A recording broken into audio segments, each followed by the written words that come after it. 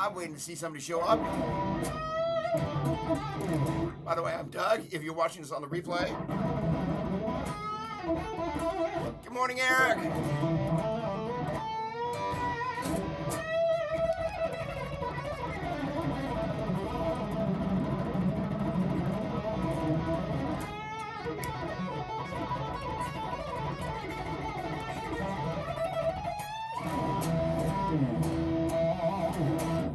Okie dokie. Volume is a little low. Whoa.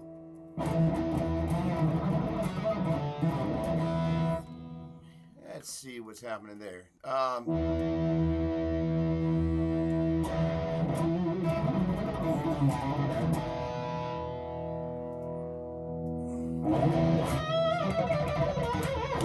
help a little bit. All right, good morning, ladies. Hang on, let's get this over here. Good morning, ladies and gentlemen. Name is Doug, and if we haven't met before, this is Doppler's Gear Garage. It's nice to have you on board. Today we are talking about buying and selling gear.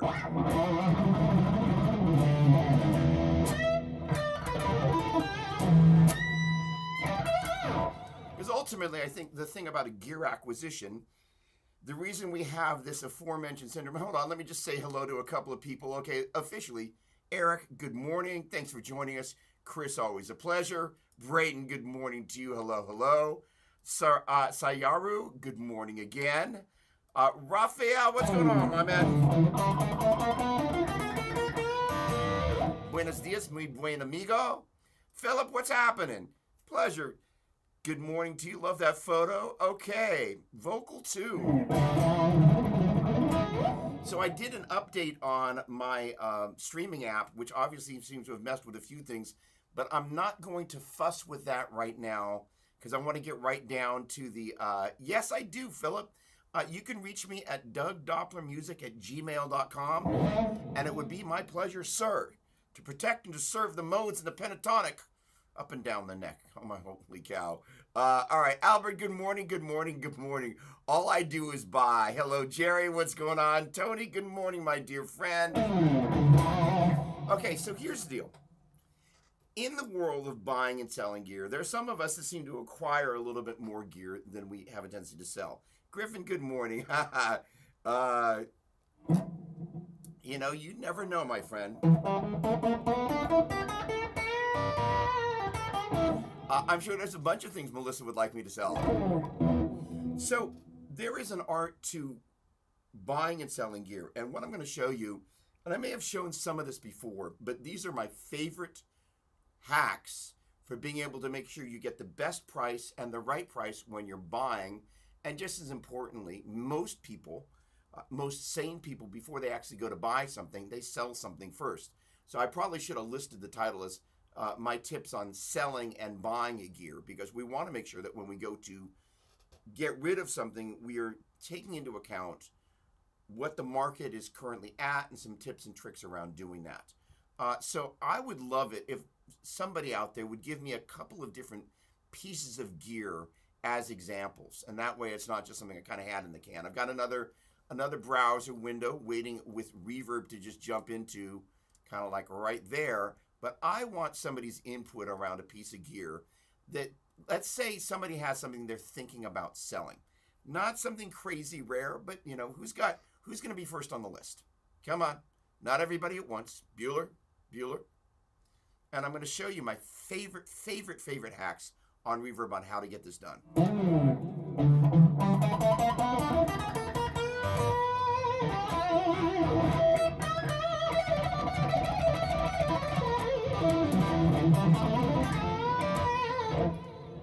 All right, well, with that much input, gosh darn it, so, what the heck is that? Saber, I don't even know what that is. That's Cerber. Oh, let me make sure I got the spelling right. Okay, hold on. Oh wow. Okay, hold on. So I don't know what this little guy is there, Philip. So my apologies. So I'm going to go with the 85 Jackson San Dimas. So let's go with an 8. So let me get over to this other browser window. Actually, I'm going to go with a Chrome Boy first. Okay, hang on a second. It's an analog multi-unit. Thank you. Oh, is that crazy, crazy thing that's white with the blue and the it's kind of the fuchsia colors? Okay. Shredwood, good morning. uh, okay. So I'm going to start with the Chrome Boy, and I want to show why. So, and I will perhaps come back on these other guys. So here we are at Reverb. So what we're looking for is this, first of all, Chrome Boy. We're just going to go in and see what your average person who doesn't know the model number is going to type in. And then what we're going to do is we're going to get this result. So there are a number of different Chrome Boys that are going to come up. And this allows us, first of all, to take a look at this. Now, one of the most important things I like to do is immediately begin to kind of go, let me take a look at this search from high to low. A couple of reasons being as follows. Take a look at all the crud. If you're searching for an amp, usually there'll be amp covers and all this stuff that has nothing to do with your search. So one of the first things I do is I sort by high to low. And that, first of all, is going to refine it just to the guitars here. Then we're going to see that there's a JS2 Chrome Boy, 10th anniversary. 10th anniversary with the video, JS3CR. Okay, so we are looking for, now here's the interesting thing, as I recall, Griffin, hang on just one second. Let me just double check this little moment here in time. Hang on, let me move my scenes out of the way so I can read that. Griffin, there you are. There we go. So the interesting thing is that one of the things that we want to be conscious of, and Sweetwater is actually really good about this. If I go to Sweetwater, their search engine is really smart. Check out what it does.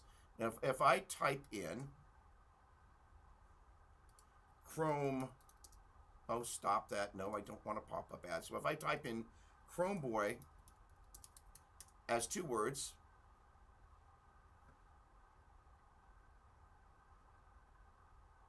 it did not pull it up.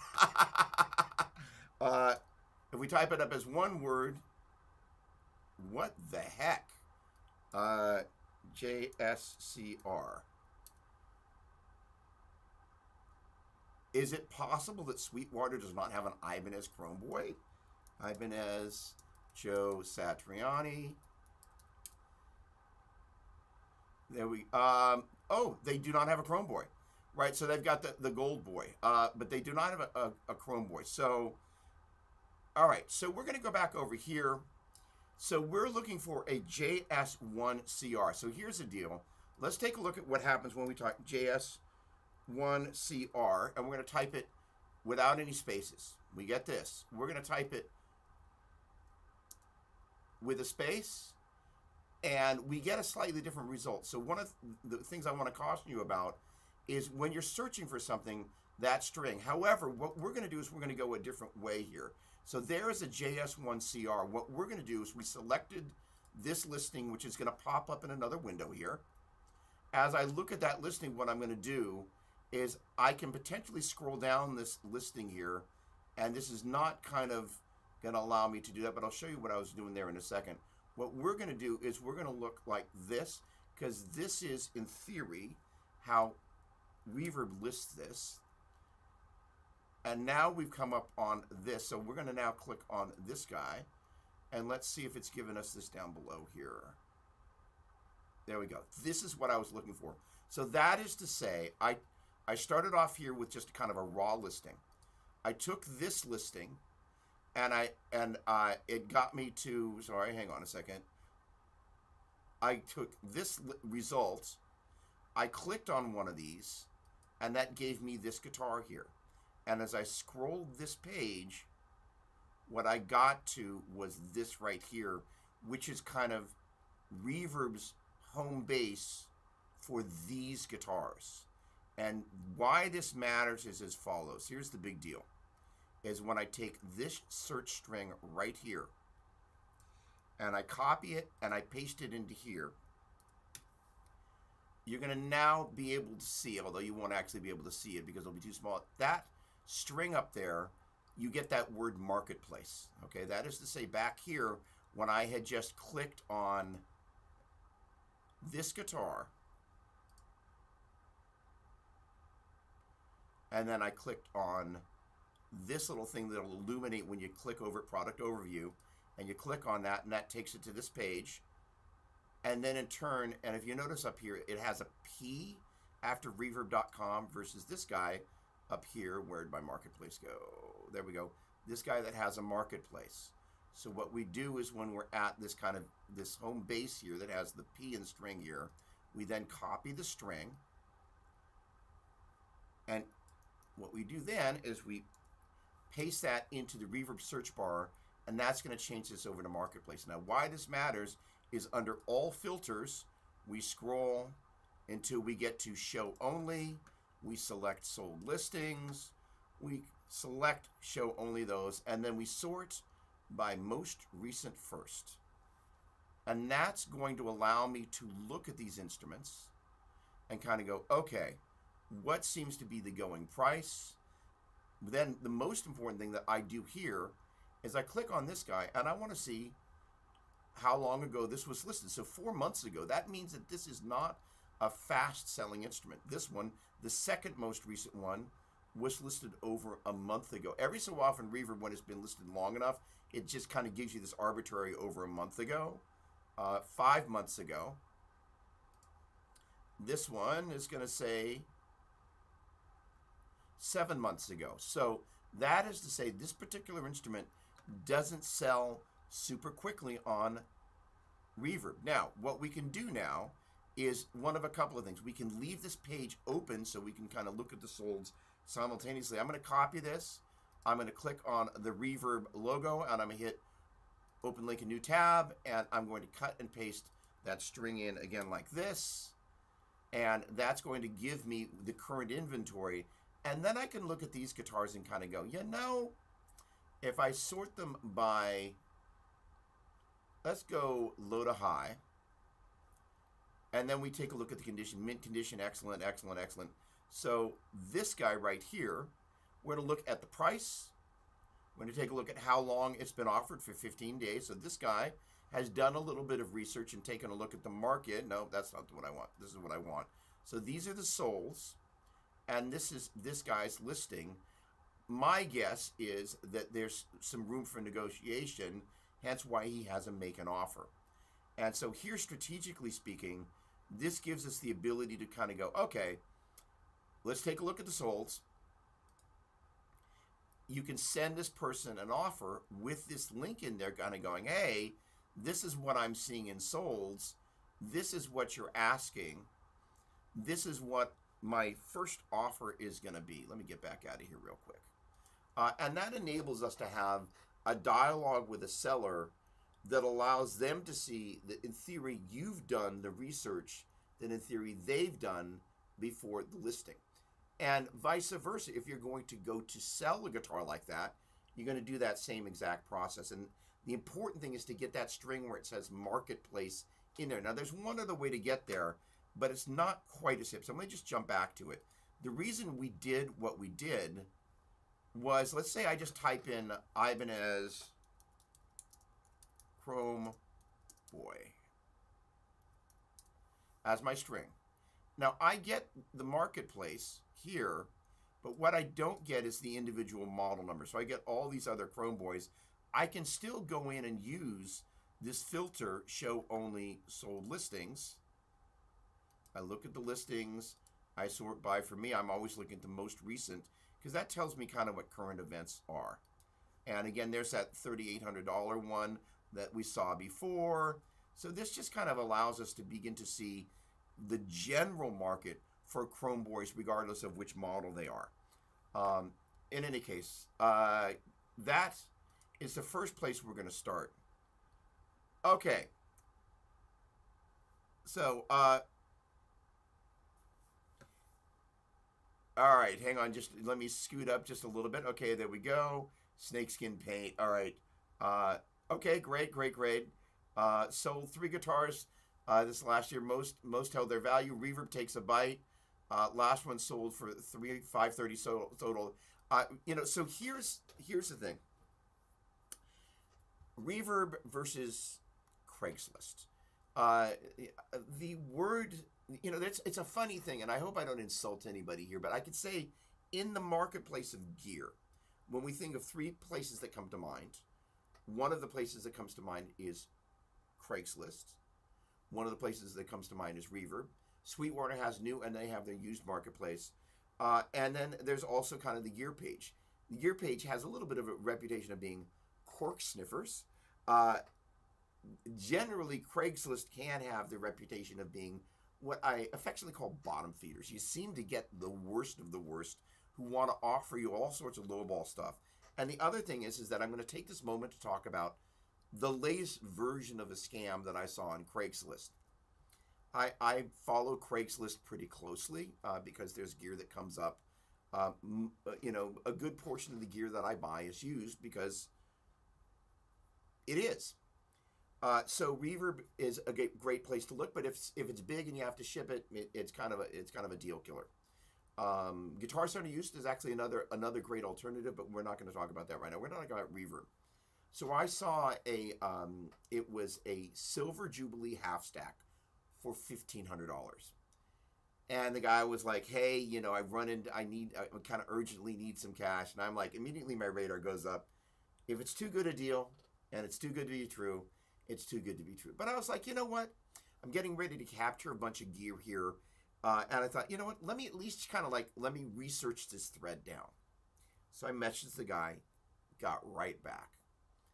Yeah, blah, blah, blah. And I said, well, can I come check out the gear and plug in? And, oh, I listed in San Francisco, but I'm down in Tracy, blah, blah, blah. Maybe, you could pay for it and blah, blah. And I'm like, all right, I got it. The guy's a shyster. So the first thing you want to watch out for is the people that it's too good a deal. Again, if it's too good to be true, it's too good to be true. And then immediately they shift into kind of like, oh, if you wanted to leave a deposit or you could pay for it and I can ship it up. It's like kiss of death, total scammer. He was like, and I take crypto, and I'm like, oh, okay, no, total. And who knows where this guy is, but they purposely do this scam. And that's the first one I've seen like that, but it was pretty crafty. And I did report them to Craigslist because they were a total scammer. So just beware, if it's too good a deal, it's too good a deal. What's going on? Whitey Base, what's happening? Good morning to you. Nice photo there. All right.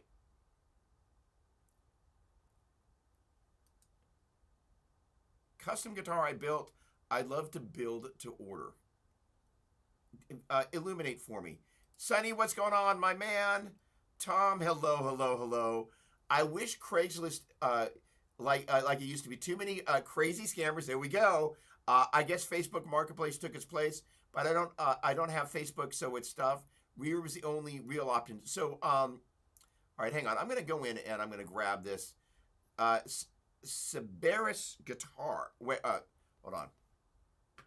If I can spell this right. Cerberus. And I probably got it wrong the first time. No, okay. There it is. Cerberus. Okay. Now, all right. So what we want to do is as follows. So again, this is kind of what begins to happen sometimes. You end up with a whole bunch of other different stuff. Sometimes you want it, sometimes you won't. But in this case, oh, wait. So Doug's got to switch to the right link. So we're going to go for their guitar. So here's the deal. We're going to choose, for pisses and giggles, let's go with I'm going to go for something that looks like it's one of the more common ones. So let's call it Hermes Modern 7. So we're going to go here, and we're going to look at this guitar. And what we're going to do is we're going to copy this much. We're going to stick it in the search bar. And that's going to reveal these guitars. So I'm going to click on that. And now what I'm going to do is, in theory, when I scroll here, all right, so this happens from time to time. If there's not enough of a given model, it won't do that thing where it populates a search based on that model. However, we still now, if we do this like this, let's try that again, I will have generated the marketplace link. And now I can see what these guys are going for. So this has got a map price going on. So that is to say, it quote unquote lists for $39.99, and then you can see it's $32.99. Now let's take a look with the all filters here, and let's just see if anybody, because this happens from time to time. somebody breaks map, and actually they're not supposed to do this. Okay, so this is, again, the modern 7, but what it's, now this is an interesting thing that Reverb has done, which is actually really cool. It's got this whole string, but when I actually search for sold listings, it truncates that string down to just Cerberus Hermes, and it ignores the modern 7, which is actually cool and not cool. So this is a model that they're actually, from everything I can gather, has not actually sold on Reverb. All right, let me get back to the main thread here, and hopefully I'll remember to do this. All right. All right, so weeding out. Okay, Brett, I'm going to get there with you in just a second. Rick, what's going on? You know, I'm actually plugged into my.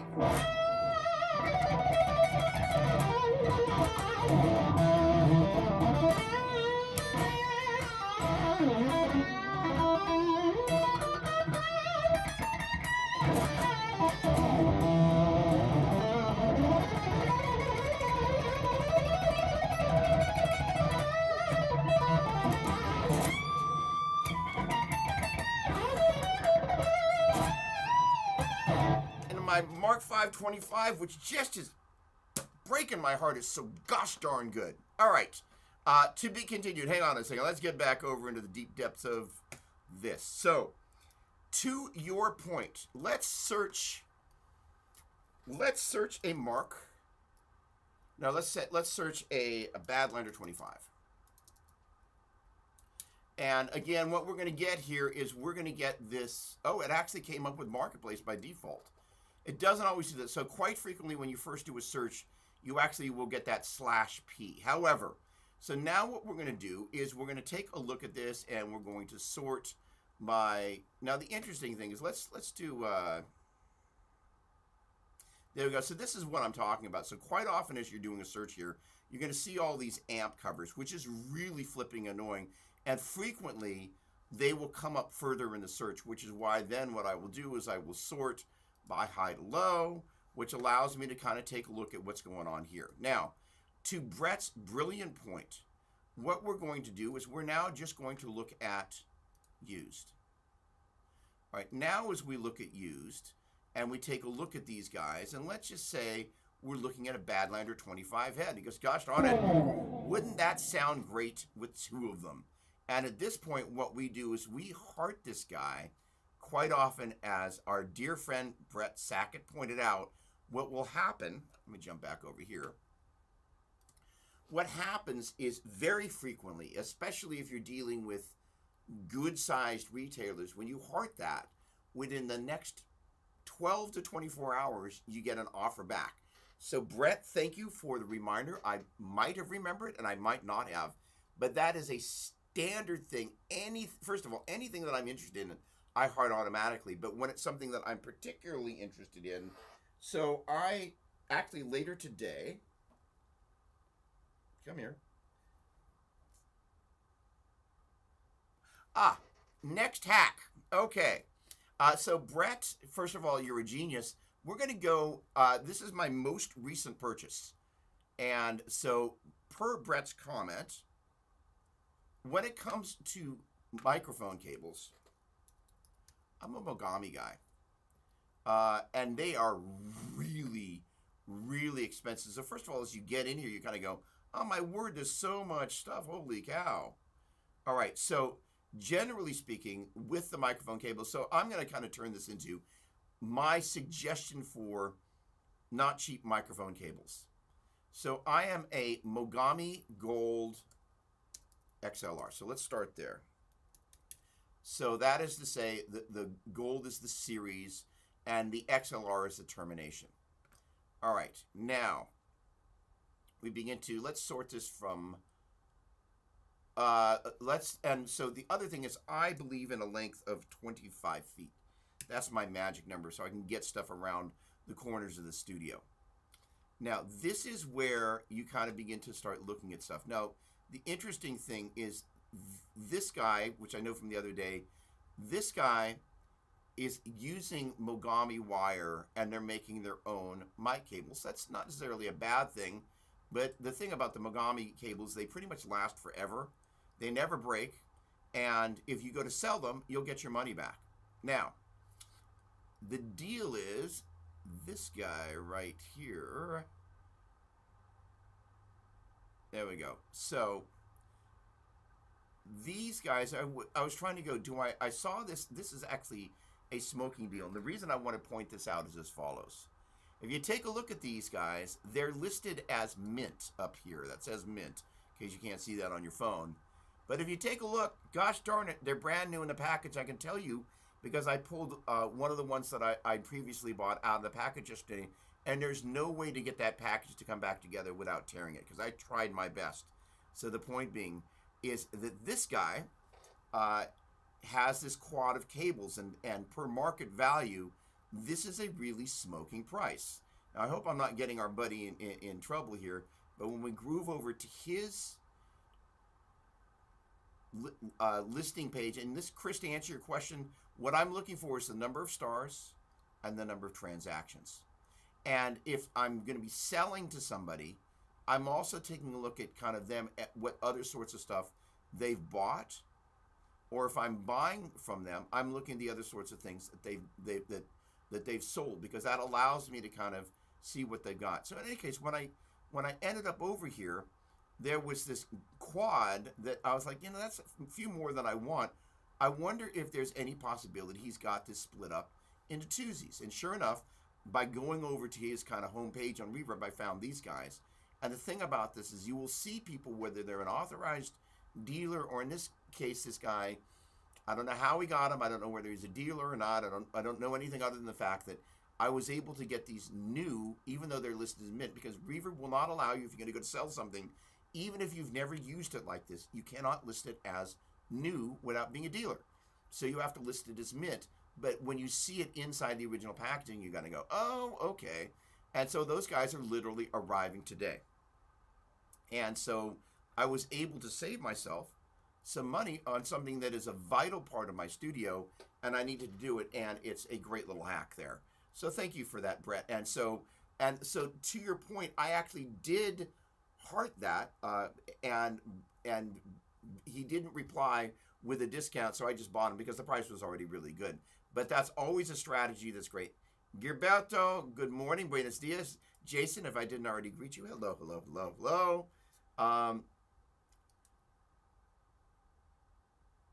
So this is another thing. So Shredward, for those who can't read the fine print there, I bought my dream guitar from Japan recently, 0 regrets, but shipping, taxes, and import fees were $600 on top of the $1,800 I paid for the guitar. Ouch. Okay, there is a guitar, don't tell Melissa, that I've been secretly looking at. I'm not going to be able to buy it, but the point being is it is an Epiphone Les Paul Custom. And let's see if I can easily find this. I'm sure I've hearted it. But the idea is that there are times that you will see a guitar, and when you kind of see this guitar, it's so gorgeous. I was like, oh man. And so quite often what ends up happening, and we're going to sort by used, you will find stuff that some of these stores in Japan get models or have inventory that you just don't see in the States. And this particular guitar, all right, it is a prophecy, but in particular, and in a moment I will potentially go into, all right, let me go into my, all right, come on, favorites, there we go. It should be in my favorites. It's not in my favorites. Okay. You can see what I look at though. Okay, so let's go. Oh, all right. Fine. So this is all right. So let's go through Doug's. This is not my main. Usually it'll auto-populate in Craigslist there. Come on, let's get a little bigger for the aged. All right.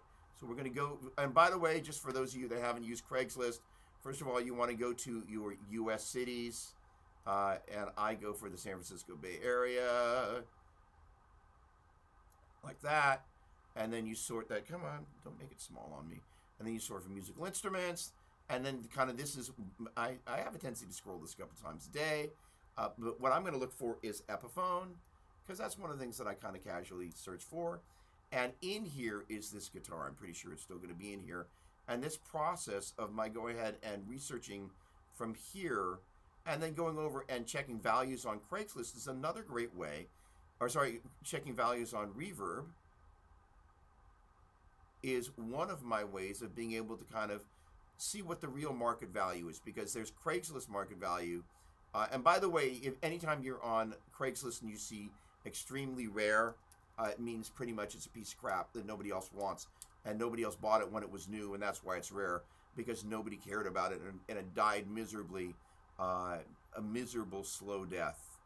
So I guess this guitar, oh, hang on, right, I need to expand my region range. Let's go 250 miles, and maybe that's going to do it. So here's the deal, there's this little box over here that I typed in 250, and I got to apply it, and let's see now. Come on.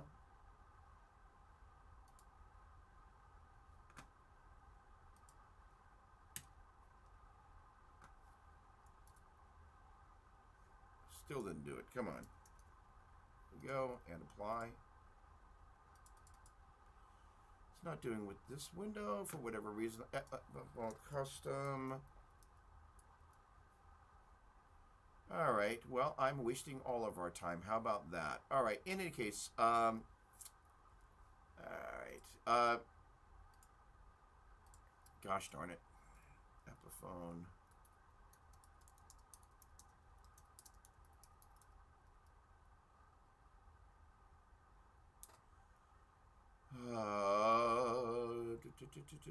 Let's.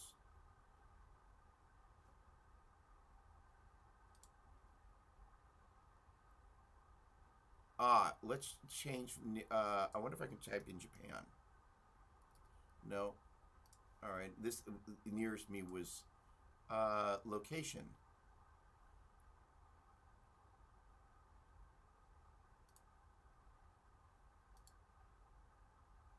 No, I can't do that. All right.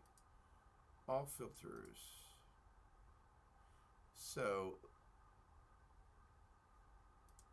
this is exactly what I didn't want to do. All right.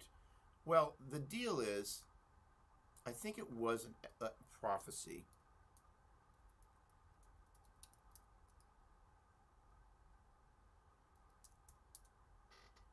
But this particular guitar that I saw, just about, it's like this, but the finish, there it is. I'm pretty sure this is the one. There it is. Look at that flippin' finish, ladies and gentlemen. Holy flippin' cow. Like that, for me, I'm like, holy cow, look at this guitar. It's absolutely gorgeous. Now, I realize, for those of you that aren't into the Epiphone thing, okay, great, whatever. But this guitar, and to our point, it's in Japan.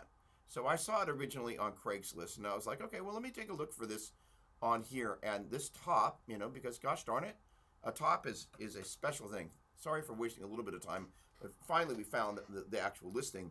The idea is that, you know, first of all, piece of advice. The stupidest reason to buy a guitar is because of the way it looks. However, buying a guitar because of the way it looks, you know, obviously, you know, I'm not playing a guitar that I find not pleasing to look at, right? And, you know, so in turn, that's one of the important things. So now let's go back over to here and let's talk about, hold on, I got to get to the right window real quick. This is one of my most important hacks ever. So as we're over on Sweetwater, let's say we go back to our Badlander 25, and they don't have the, and you'll get to scroll down here with Sweetwater Smart. There we go. So as we look at this, one of the things I'm going to look at is I'm going to look at the reviews. So first of all, the number of stars, and then the reviews. So quite often, and so we've got 5 star, 5 star, 5 star, 5-star. And then usually there's a guy that I hate to say, I call him the moron. Overpriced junk.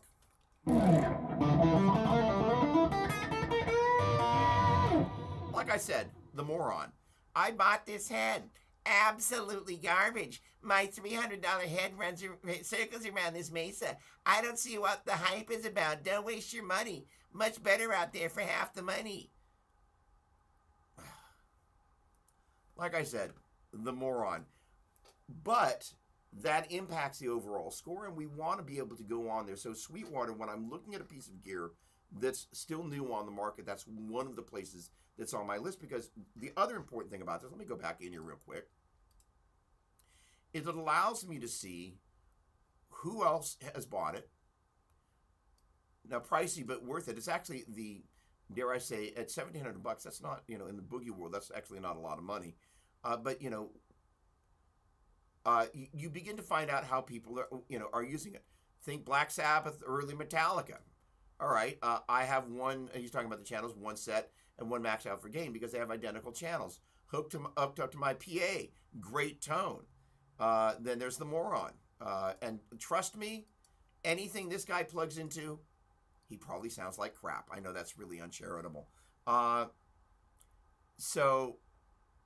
this guy, so he's talking about this, and he had to fill more, he needed more gain, so he went here. So that, again, tells you something about somebody that is familiar with the line. So especially that particular amp, because there is a video coming around that amp sooner than later. It's actually, these days...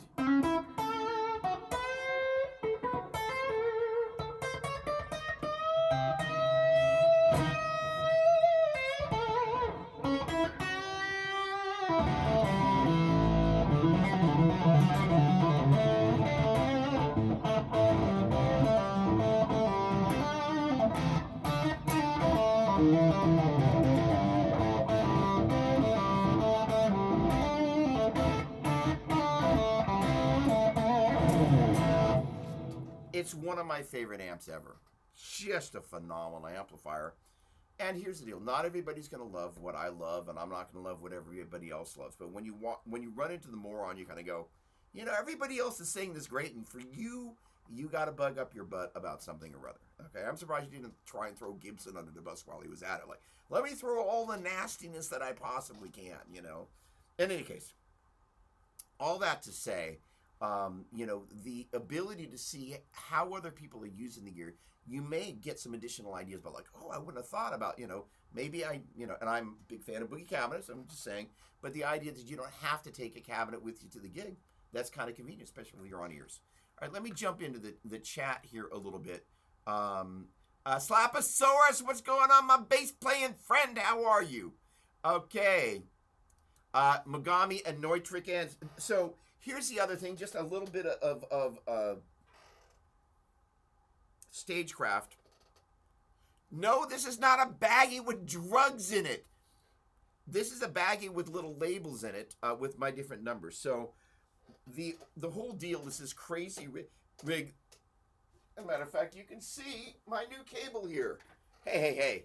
And the garbage of the packaging. So that's the other thing. If you take a look at all of this business, you can see it's still got the original ties around it. But I'm going to be labeling this guy. This is number 4, and then number 5 and number 6 are coming today. So the idea is that for your benefit when I'm doing demos, having the best possible microphone cable, because that's really kind of whether it's running out of something that I'm running out of Cab Clone IR or whatever it is.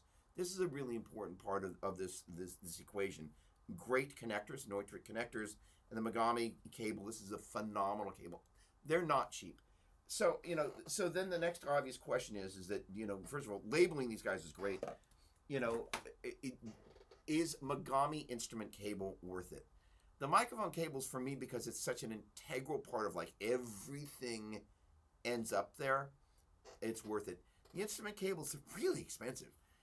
So first of all, I'm also a Rapco Horizon endorser, so I love the Rapco Horizon stuff. And the reality is that I have 2 rules of thumb. and maybe a few more. You know, especially if you play on stage, you'll know what I'm talking about. First of all, one of the things that you want to be aware of.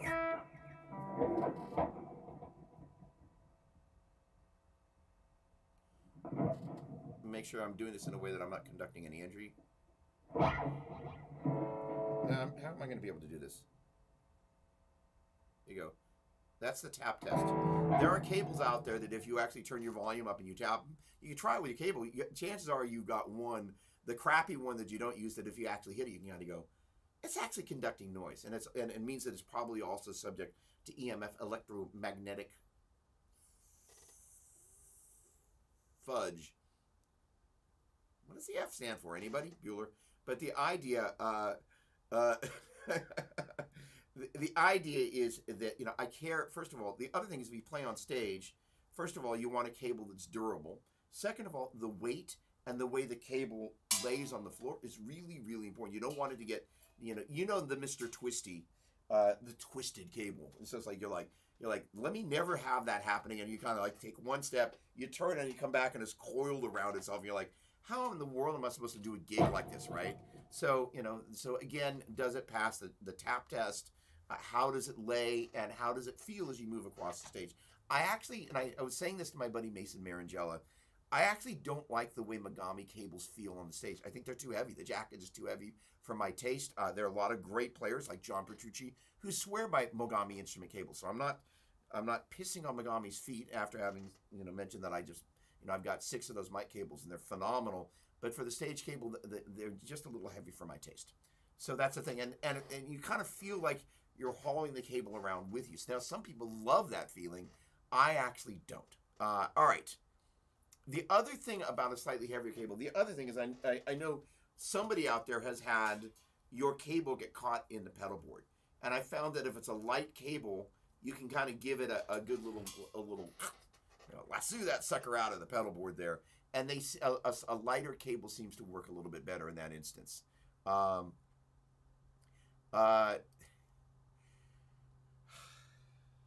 right, so the sad story of Monster Cable.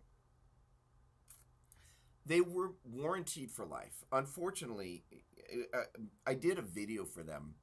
I did a series of videos for them, and there is a huge amount of brilliant engineering that goes into the different lines of their cables. The problem is that there were issues around breakage. Now, they were guaranteed for life, so you'd bring your cable into the dealer and they'd exchange it. But the problem is Noel got sick, the founder of the family, founder of the company, and without mentioning any names, somebody else ran the company and was not nearly as gifted as Noel. I don't know Noel. I've never met Noel. I believe he's still alive, but he ended up getting really, really sick. He was a visionary, and I did a series of videos where we really kind of talked about all the stuff underneath the hood. There's a lot of great technology, but the problem is that if you don't keep the quality up, the cables break. And, you know, I don't care how great a cable sounds, it sounds pretty crappy when it's in the process of breaking. I'll leave it there. Kevin, hello. Are you new? And if you're new, welcome.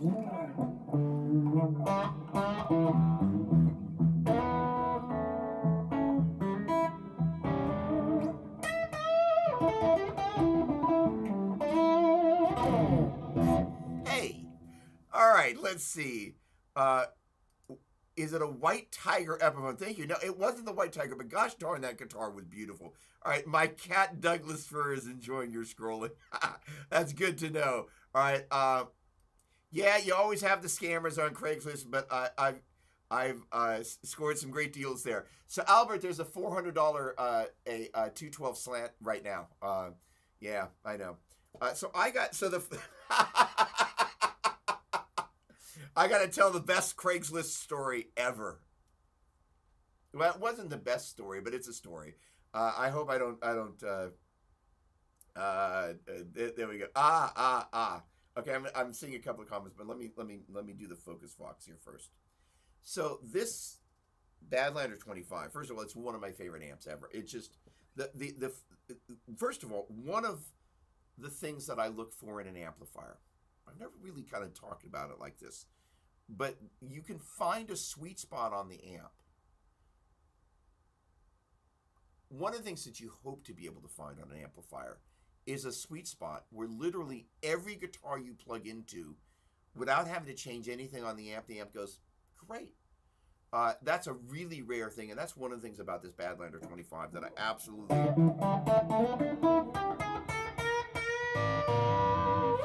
I'm not going to go grab the Strat, as tempting as it is, but literally with the exact same sound, I can switch from a Strat to a Les Paul, which is really exceedingly rare, and both of them kind of go, hey, I'm in the zone. Literally, the Strat's got it's a American Originals 60s Stratocaster. So the 60s pickups weren't particularly hot, right? But, you know, you've got some sort of kind of Epiphone, bursty, pro buckery sort of thing. I forget which they are. They're one of the two.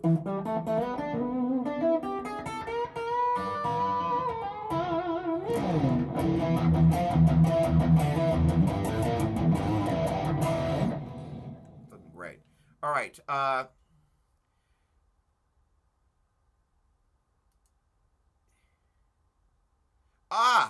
Thank you. Yes, we knew it was coming, right? And there's actually two of them upstairs. I can't wait to do a little something with them. Little something with them. All right, Tom. Thank you so much. So I have not played the Les Paul Studio Session. So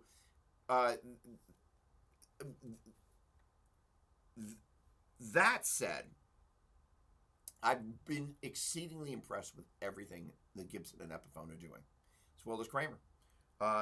You know, the Epiphones, you know, the funny thing is that, you know, my main guitars are over there are these Gibson Flying V's. You know, each one of those, the price of entry is about $2,000, give or take. And then I've done a bunch of customizations.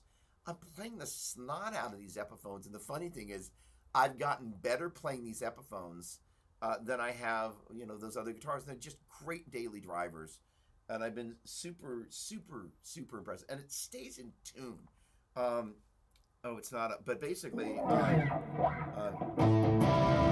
I've been using that one. I'm tracking the rhythm guitars, or retracking, I should say, but really tracking for real the rhythm guitars for this first single for Swagger. It's a song that's got Jerry James Nichols on it, but I'm replacing all the rhythm guitars with the Badlander 25. Flip sounds great. There may be some clean things I'm going to do with the Heartbreaker, which got a really great clean tone. Just really kind of, it's just gooey. But the point being, it's like, gosh darn, they're making great guitars. Oh yeah, no, the rare thing, it just makes me laugh. I'm just like, but I think it must be Craigslistese for POS, not point of sale, by the way. Albert, there we go. Yeah. Vintage, old, and useless. Yeah, there's that as well. Emmanuel, what's going on? How are you? A pleasure, my friend. That reminds me. This, where's the other? Where's the better half? This is new. That just came out from our friends at IK Multimedia, and what it is a. First of all, the IK. So Emmanuel and I know each other from Tonex World, but this little device is intended. It's basically a modeling device for headphones and studio monitors. And so there's a list of this. It's called the ARC On-Ear, and there's a list of headphones, and you know the Audio Technica. You know, these are the 50s, I think. It's the ATH 50, I think, is the model on these. These are, you know, with the exception of the molting top, they're great headphones. But the point being is that they have created this matching system for a great array of studio monitors and headphone models, that it models the acoustic properties of the near-field monitors in a headphone environment. So you can be anywhere mixing with, ideally, you know, your favorite set of studio monitors. As it turns out, these came in the last generation of these PreSonus studio monitors came in, and I plugged them in and I was like, Here's the thing is like, in the world of pro audio brands and cork sniffing and all of that, I've got a pair of Neve preamps down there that I use so infrequently. I hope my wife's not listening. Um, but I plugged in these Aris, and these are the E8, the latest version of E8 Pro or something like that. But the previous version I plugged them in, I was like, they sound great for guitar. I'm just going to say it. I apologize if I insult anybody. I'm not a fan of JBL speakers for guitar. I think they are great for this thing with vocals so you can hear all the diction and all of that stuff. I absolutely loathe them for the guitar. Every frequency that I hate hearing in guitar, they hype. I'm just like, ah. But, to each their own. The thing is that, I plug these in and like, when you're dealing with modelers, you're miking up with amps, they actually sound like what's going in is what's coming out. And I was like, wow. They're not on the list of the IK things that were in there. So that's a small bummer for me. However, there's a bunch of brilliant studio monitors that are in there that you then have the ability to have that in your headphone experience. And chances are there are a number of people out there that have, fill in the blank $1,000. The strange thing about studio monitors, they traditionally I have no idea why they do this. They sell them one at a time. It's the strangest thing. So if you're ever out there pricing studio monitors, just make sure you're checking the price for the pair. Otherwise, you might be in for an unpleasant surprise when one box shows up. You're like, did I miss something? All right. All that to say is that Warren Hewart did a really great review on this. So if you get a chance to check it out, pretty groovy. All right. In any case, there we go. Oh, holy cow. $200 for a 10-foot cable. And, yeah.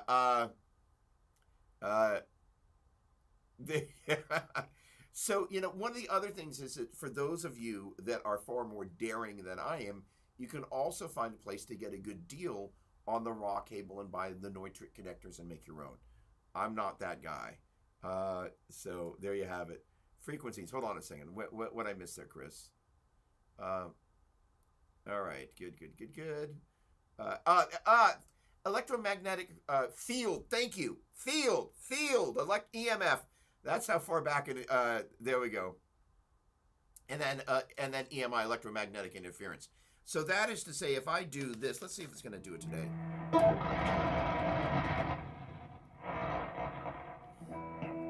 That's what it is. That's what it sounds like. Okay. That's why Petrucci works out twice a day. That's right. Gosh darn it. By the way, it's time to raise them up because you reminded me. I can't forget the most important part of the show. Laugh. Come on, there we go. I need to move that up in my... You need to end up further here because I go hunting for you and I don't need to be. There we go. Time to raise them up, ladies and gentlemen. What are you drinking and where you at? I am drinking some Pete's coffee. Good morning, by the way. With some muscle milk. Build those muscles when I'm working out on guitar. Let me know where you're coming from, what you're drinking. Chris, bet you drink sweet tea. Good morning, Steve Greenleaf. Hello. Wish me luck, bud. First time back at home with the blues rock band Fogtown Boogie tonight for the first time in 3 years. Gonna butcher all the covers. You know what? Butcher them with joy. How about that? Have a great time. That sounds like fun. Let us know next week how it went. Having fun is that. Just saw it. Albert just saw it. The 210, 212 vertical. Slaposaurus, that's awesome. There we go. Come on. Let's give him some applause. All right. Good.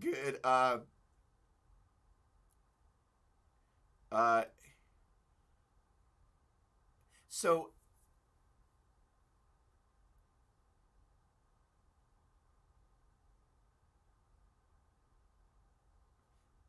there is with this has been publicly announced. There's a breakout box that, in theory, it's not been officially recognized, but in theory, this breakout box.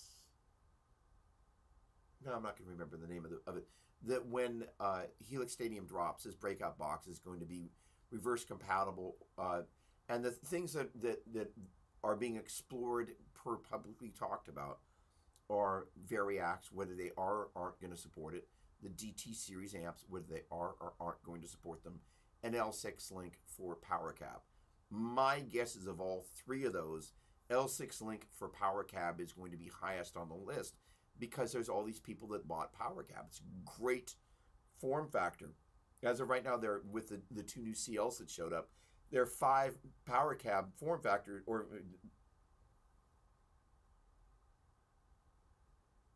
I may have 6 power cabs here.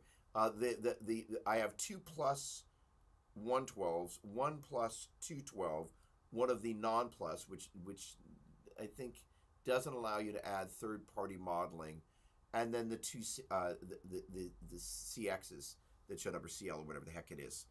So given the number of those devices that are out there and how many people really love them, I would be shocked if they don't support L6 Link. So Kevin, the funny thing is that I have not had a chance. My poor ego will survive to put my hands on those yet. But I am really, really chomping at the bit to do that. So I'll just leave that there for right now. But I will say this, is that I have, so the deal is, this guitar kind of came for something that I did at NAMM. I host, some of you folks may play on Sunday morning, I host the House of Worship Tech Tracks at NAMM. So basically all day Saturday, I have these different guest panelists from different companies and front of house engineers, and it's really cool. And I have this amazing relationship with NAMM, which just kind of blows my mind because I'm a huge, I just love NAMM.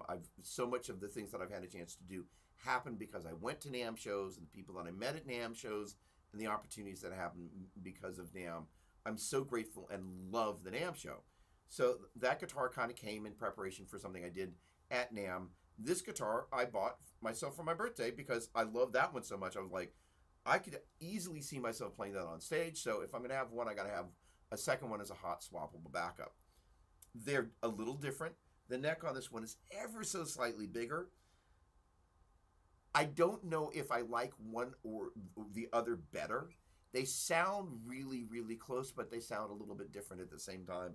And the L word, I love these guitars. For those of us that grew up playing Les Pauls in the 70s and the 80s, when you open up a case and you go, oh, and you pick it up and you play the guitar, you're like, it's just a great Les Paul. And, it was $600. I'm like, the heck? I mean, when if you went to like a week of fast food, it'd probably be more than this. Crazy. That's a really great question. So I'm going to digress a little bit because I did a little bit of an adjustment this morning. And we've talked about this before, but the art of a Les Paul, and we actually talked a little bit about it last week, but I want to reiterate this for anybody that didn't catch that, or anybody that's watching anyway. The deal is that when you're hitting the strings with the right hand, the string tension is one of the things that you feel as part of, I want to say fretting a note, because the idea is you make the connection with the fret, and then you actually kind of, ring the note, I guess playing it right. But the idea is that, how hard or how soft across the dynamic range, and when you cross that string, there's a certain amount of tension that you want the string to have, a certain amount of rigidity such that pick catches it, and then really it's kind of like if you're grabbing it with your finger and you pluck it, you don't want it to be as soft as a rubber band, right? You don't want it to, if you will, slinky. But if it gets too taut, then you really feel it not only with the picking hand, but you also begin to feel it with a fretting hand. And so this morning, I gave this guy right here, and I have a tendency, as a matter of fact, the tool, I have a tendency to make adjustments at the bridge in eighth of a turn.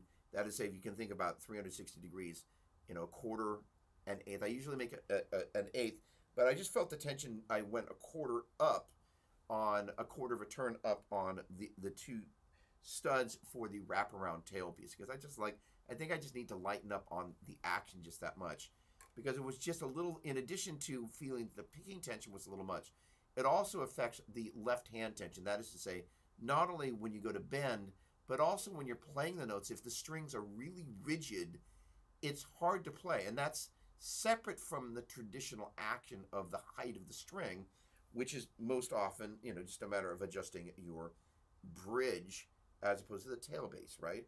But the funny thing is that these are things that I was doing in my early teens, but since I kind of was playing Floyd's Ibanez edge guitars for so many years, I'd kind of forgotten about a bunch of those things, and I was never quite as attuned, because I was 15 or 16, 17 when I stopped playing Les Pauls for the most part, at how important finding that right point with the right hand where the string tension when you're crossing it with the pick feels right, the tension when you're not only doing vibrato but also the rigidity of just fretting the notes, because if you're fretting notes in quick succession and the string's just a little too rigid, it's just a little too much. Conversely though, if it's too slinky, you can feel it just kind of bottoming out, and so there's a fine line between the two of them. And so, really this morning I picked it. I'm like, okay, I need to make some changes. So, all that to say is Gary has not touched either of these guitars, which is actually incredibly rare. The other thing is Les Pauls are infamous for the G string going out of tune. And these guitars just stay in tune exceedingly well. They stay in better in tune than a 50s Les Paul I've got. Go figure.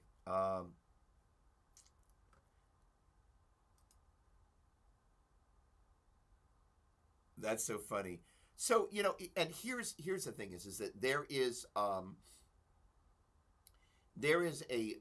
feeling, here's the thing is that the for those of us that have spent, I'm gonna presume that your ESP has a Floyd, your Ibanez almost undoubtedly does. There's a feeling of the string tension and the way the springs, with a tremolo give, that is a very unique thing. It's actually why my two V's over there, they're basically like a Fender and a Flying V had a love child. I knew exactly what I wanted to do.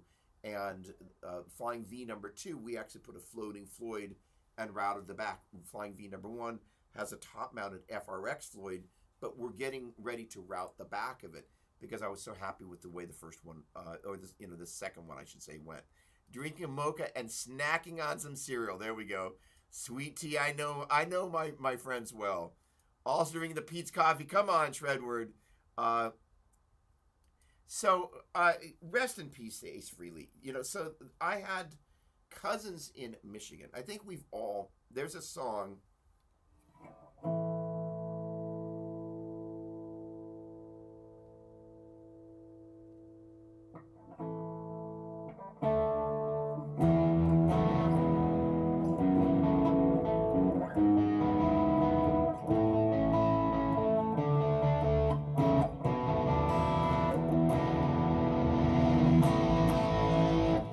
That's on the vocal album called Take Me Back.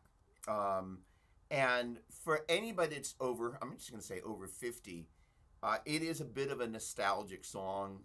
And, it's in part of it, I'm getting little goosebumps.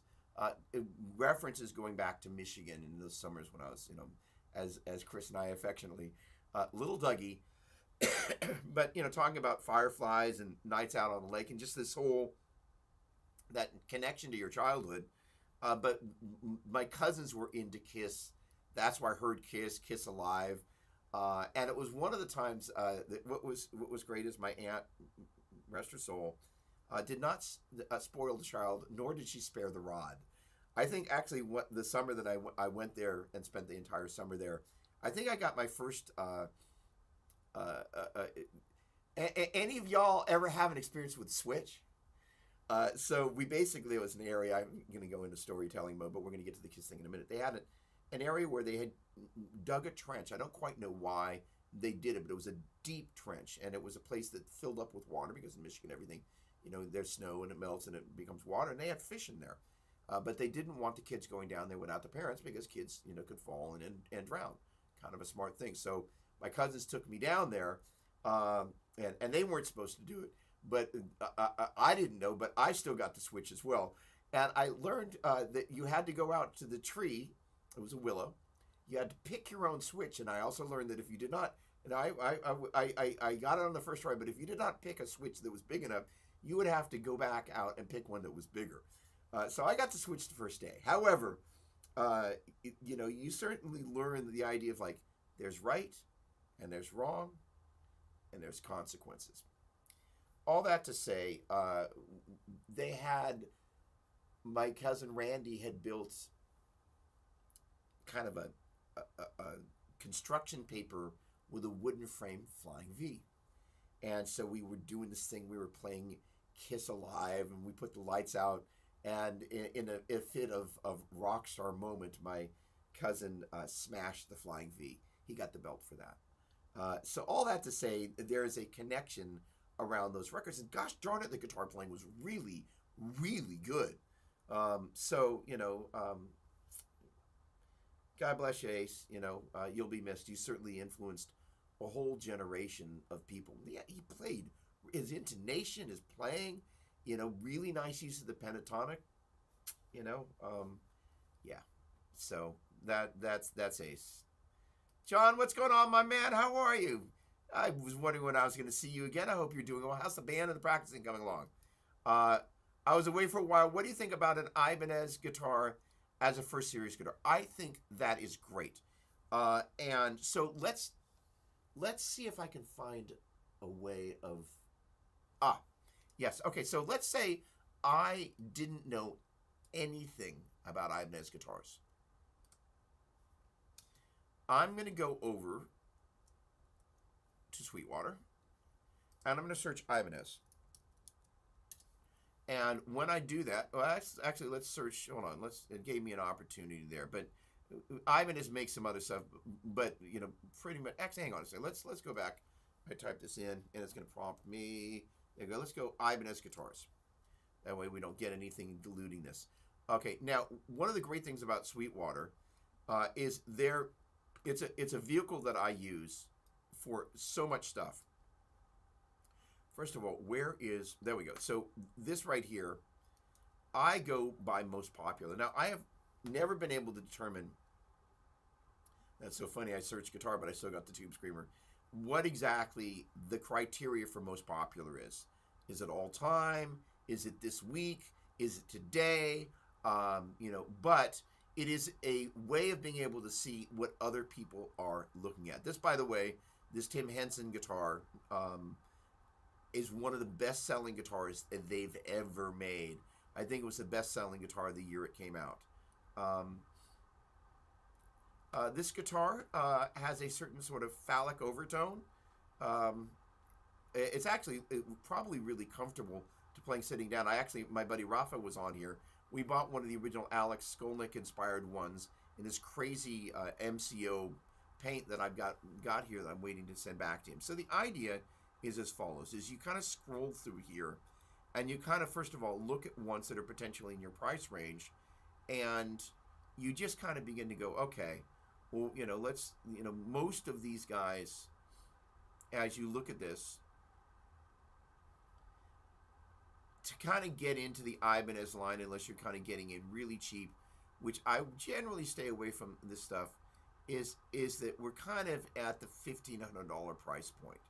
A lot of bases. So let me first of all, let me get rid of that and just select guitars. And so now that should get rid of the bases. Now what I want to do is let's just say $1,000 to $1,500. And now it's still sorted this by most popular, but now I can kind of take a look in here and kind of go, okay,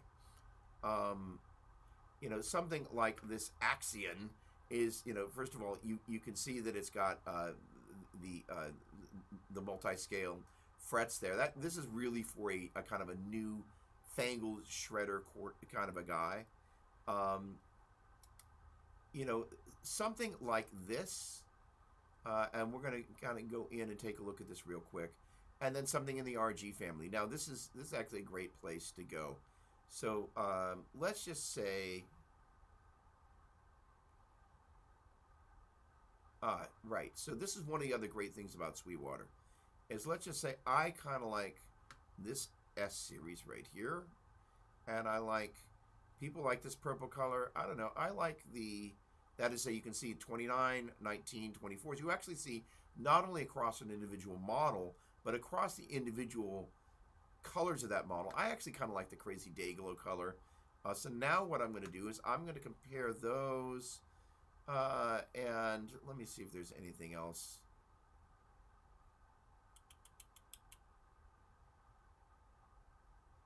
Kind of like this, and I like this too. So what's neat about this is this guy is very clearly these last two. Let's compare these guys now. And what they enable you to do, and this will be impossible to read down here, but it allows you to kind of cross compare features, which is pretty darn cool. And then when I click on these, and in theory will launch a separate, no it doesn't. All right, so just a word to the wise, just right click on that and you'll be able to get to the ability to open in a new tab. And then you can go in and do this. Now once you're on this page, this is what I look for. Number of stars and the number of reviews. And I go in and I just kind of start a revelation. I mean, people, they love, it's amazing the number of people that are Sweetwater fanboys. There'll usually be at least one about how much they love Sweetwater, which is actually really cool. Now, here's the other thing scrolling back, or I should say clicking back over here, that I love that they do, is they allow you to look at the different guitars that are in inventory. Now, this right here, and you can usually see this right here, this is one of the things about Sweetwater that I love, is that quite frequently there'll be somebody that will buy a guitar and they try it for a week and they send it back because they're just in the habit of using Sweetwater to rent guitars. They don't even rent them, they don't pay for it. But the idea is the certified open box, you have the ability to kind of get one and save a bunch of money, like 250 bucks. So now all of a sudden you've got this groovy guitar that's got 5 stars, beautiful matched top on that. And it's got a locking fine-tuning tremolo. Okay, and there's a little bit of a thing there that you may or may not fill, and you could probably put some epoxy on that little hole there that it's got there, or it's a little dent. By the way, I actually know what that is. I think you see there's that bit and there's that bit. All right, I'm going to scroll to the bottom of. There's that and there's that. I'm going to scroll to the bottom of the comments. Anybody got a guess as to what that is? Hi, Mike Mitchell. Dennis, hello. That's so funny. Jerry, you are always such a comedian. All right, that is probably the tip of a guitar cable. It's just one of those things, you just kind of grab a cable and you kind of fling it. Every so often you hit it with the end of the cable, and that indentation, I'm like, I know what that is. I've done that to a guitar. I'm just like, oh, you're just kind of, and what happens when you yank the cable and the end just comes with it. All right. So we had a smart ass question from my dear friend Jerry. I went away to camp in Michigan and got my first kiss. Does that count? Yes, it does. I'll give you bonus points on that. Again, Dennis, hello. Chuck Berry's birthday.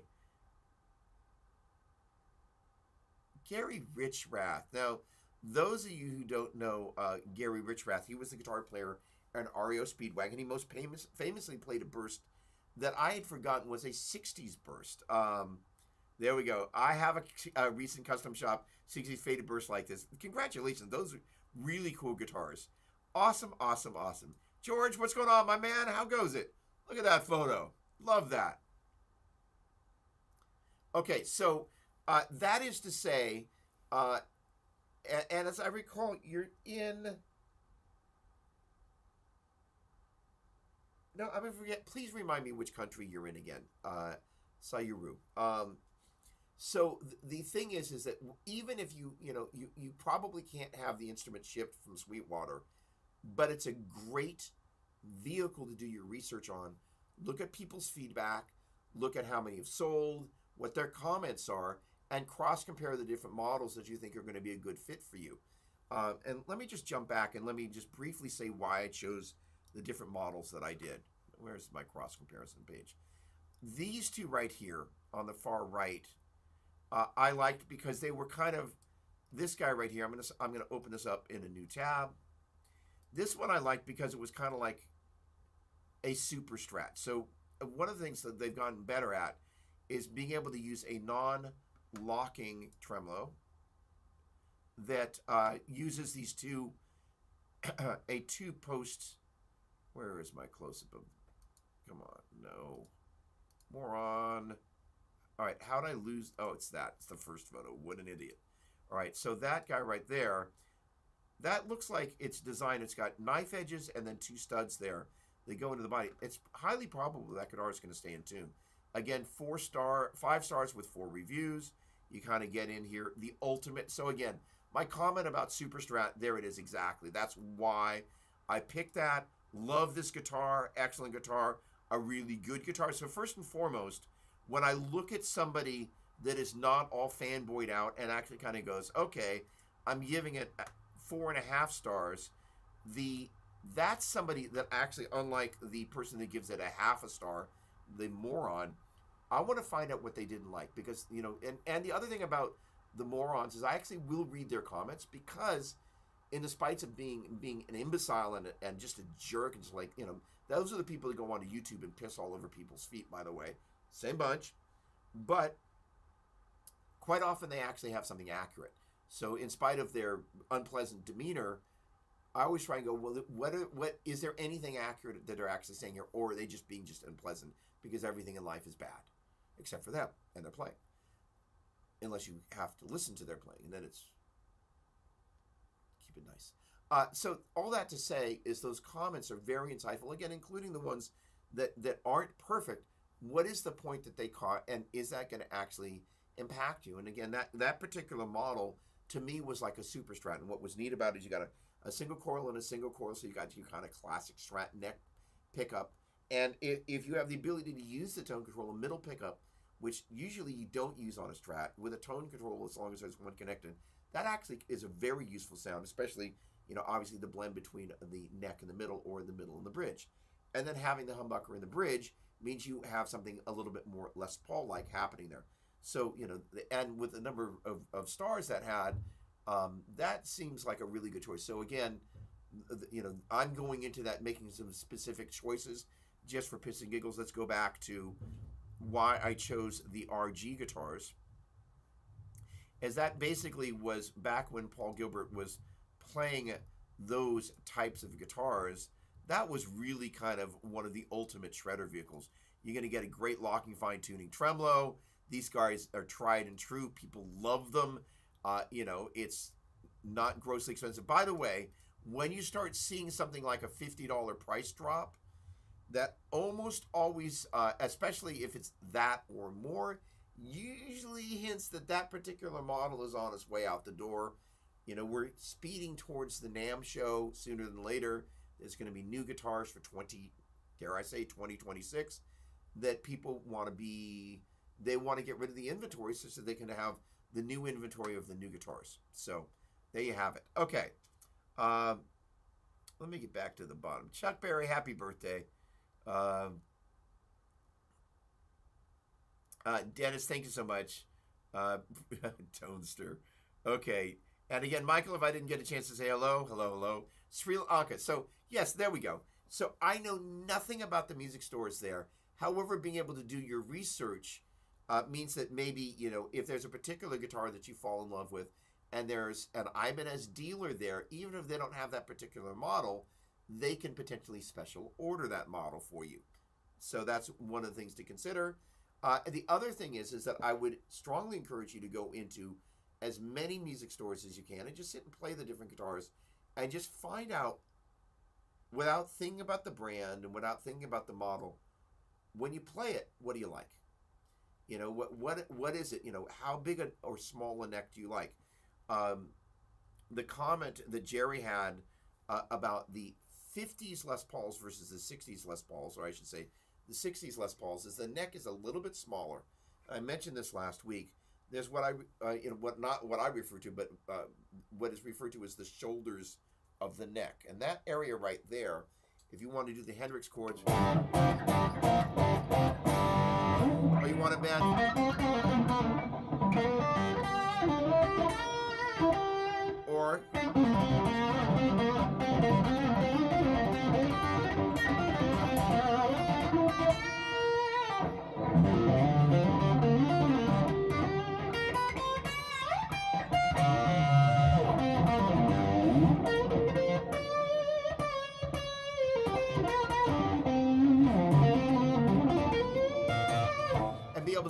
around the neck freely with your thumb around the top of the neck. I'm a big believer in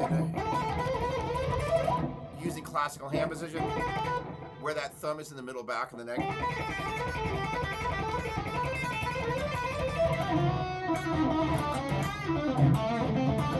But I also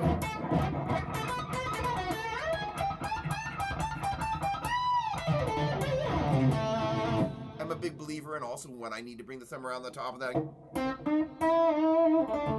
And basically what it does, by the way, is it eliminates the ability to kind of get the pinky into play there. So one of the reasons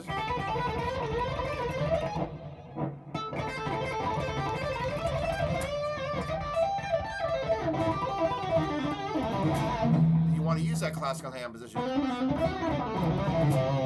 is it allows you to get that pinky into the mix, which if you're playing like this,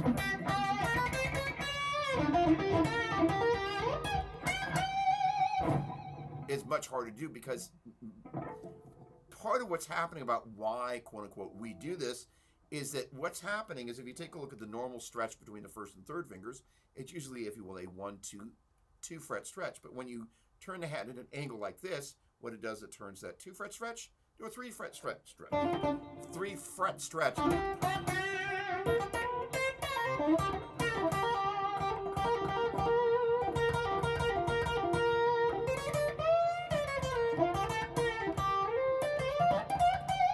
So you can traverse the minor pentatonic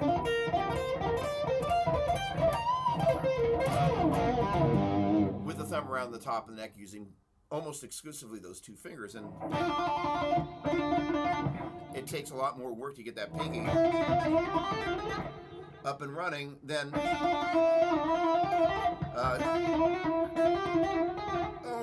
I going to try that? I've never made myself do that. So I'm basically where I would normally use a combination of those 4 fingers. Ooh. Huh. I digress. Obviously. All that to say, the shoulders of the neck really impact how much of the thumb you can get around the top of the neck. The width of the neck from here to here, if you put your thumb, I should say your first finger between the 3rd and 4th strings, and put your thumb immediately behind it in the center of the neck, if you will, drilling through this way. That thickness also matters. And in that sense, a 50s Les Paul is thicker than a 60s Les Paul. But also the shoulders matter as well. So my point there, Sayuru.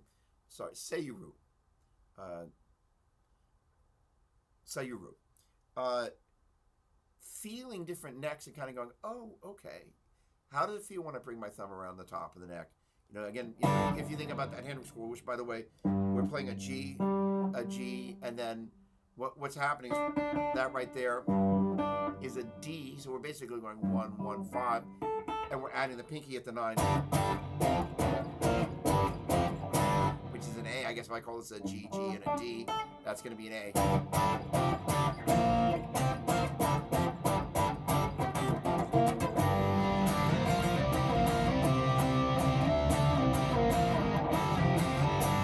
So that's one of the places you'll feel that. And the ability to kind of end up on the low E string here, this neck is a little bit thicker than the other one. So that's where getting a...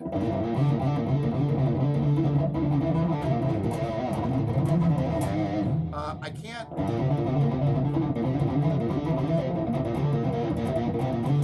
can't quite get that 3rd finger there here because there's enough neck that I don't quite have the extension to get that with the thumb up. And I have a little bit better ability to do that on the red guitar just because the shape is just a little bit different. But I love this guitar just as much. So, you know, the other thing is that when you pick up a guitar, there's all the stuff that we talk about. Oh, I like that about that guitar, I like that about that guitar. And when you pick up a guitar and you go, I don't know what it is, but I love the guitar, right? That's when you kind of go, okay, that connection, you know, and you know, there's, I think most everybody on the stream will, especially the people that are a little bit longer in the tooth, as they would say, older that is, when you find a guitar you're like, that guitar really speaks to me. If there's a reasonable way to be able to afford to buy it, put a deposit down, I can think of about 3 or 4 guitars that I'm like, man, I wish I'd bought that guitar. There was a very early Sir guitar that I played. I was like, it was really kind of this. I think Jerry might have commented we both had seen, no, or maybe it was somebody that I know from the Bay Area that's in this group that we get together, Tone Summit. But it was Steve White used to work on my guitars, and he was a very early Sir dealer. This was like 20 plus years ago, and he had this. It was a kind of a seafoam green kind of Sir guitar. I'd never really heard of them, but I played them like, wow, it was a really, and it was $2,500 then, which was, I was just like, who's going to pay $2,500 for a Strat from a company I've never heard of? But John Sir used to work for the Fender Custom Shop, so he had a reputation going into being in business on his own. But that guitar, I still remember that guitar. I'm like, There was also another Strat at Real Guitars, which is where Gary Brower used to have his shop in the back in San Francisco. They are an esteemed vintage dealer here in the San Francisco Bay Area. And, just every so often you play a guitar, you're like, you just kind of miss what that guitar would have done for your playing experience, right? I've been really fortunate. There are a number of guitars that I've bought. The pink Strat that's over there that, it's just a really special guitar. And just like a great guitar, it will take you places that other instruments won't, and that's the reason I think why this Kier acquisition, the buying and the selling, is so important. Is we're looking for a vehicle to take us somewhere, and each one of these different instruments is its own vehicle, and they all bring something special, and that's what's so cool about them. Gosh darn it! All right, Michael, what's going on? Okay, there we go. I heard Ibanez is kind of flexible than the traditional types, but that's why I asked. With great pleasure, Sayuru. So again, the 2 instruments that I kind of showcased there. One is really, even though the RG is like that's decades old, it's more of a high tech thing. It's got the locking tremolo, shred away. The other is more of a take on a vintage design. Both are great choices. So you then want to think about, what about the music that you play and love and want to play? What about the music you listen to and the players that do that? Which instruments are going to be the best fit for all of those things? Awesome. Michael, after playing PRS 25-inch scale for a few years, a Strat suddenly seemed so tight. The slinky feel of the PRS or Les Paul regarding bending, which I love, seems so much easier and fluid. My old hands appreciate that. So it's an interesting thing. So I want to speak to this because we had this conversation a little bit last week. And to my fingers, and it's an interesting thing because it's how I have my guitar set up. We talked a little bit about the slinkiness of the string in terms of the right hand hitting it. Now, there's the distance of the string from the unfretted position to the fret. But the same thing in terms of the tension, if you will, when you bend the string, how slinky or unslinky the feeling is on a Les Paul, depending on how far down the stop bar tailpiece is, impacts all of that. On a Stratocaster, the springs impact all of that. To my feel, Strats actually feel looser. But one of the reasons for that also is that Strats have a tendency to be strung with 9 through 42s and Gibson through 1046s. So there's all sorts of nuance around that. So the point being is that the Strat feeling tight, that is, first of all, if it's got 5 springs in it, it's gonna feel tight, right? And quite traditionally, my go-to Strat thing, claw, 1, 2, 3 springs going in. The outer ones are going from the bridge going in. The middle one's going straight, and like that, right? So they kind of come like that, if you will. That didn't look right. They basically, it's like that, if you will. The springs kind of going into the block there. 1, 2, and then 3, the one in the middle there. And that tension always felt right. So it was that combination of the way the bar responds, but also the way the strings respond. Again, when fretting, when bending, and again, it's not really until I've been really hyper conscious. By the way, I got a little exercise for everybody, because it wouldn't be a gear garage without a little bit of an exercise. One of the things that people know is I am in the process of working on this pentatonic course. And it's something that I could have rushed out the door in the desire to make some money. But it's something that I've been really taking my time with, because there's been things I've been learning and things that I have yet to learn to share with people. But one of the big takeaways that I've been really, really focused on is the idea of walking through these different subdivisions. Because if I go, let's just say I'm going to go,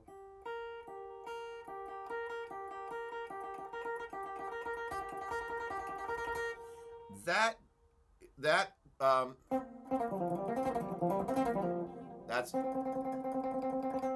so if I'm practicing, when I get to, that is that same rate, but if I'm practicing,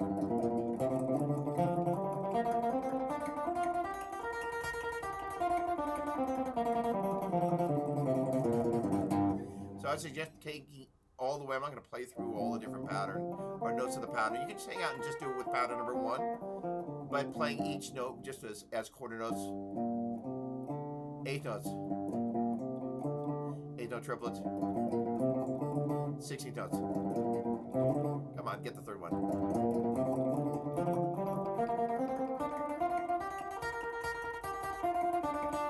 It's this sort of right hand work is something that I've never really done. And it has just done more to transform my playing and my accuracy and my confidence with my right hand, even when I go. And I go.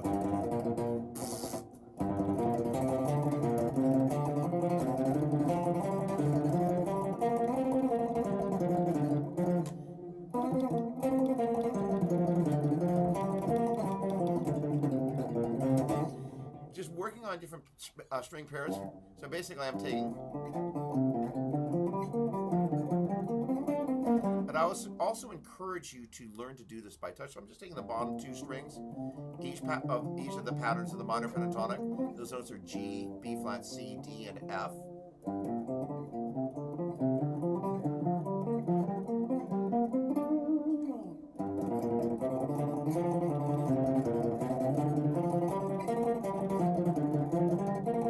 Sorry, I'm losing my pick there.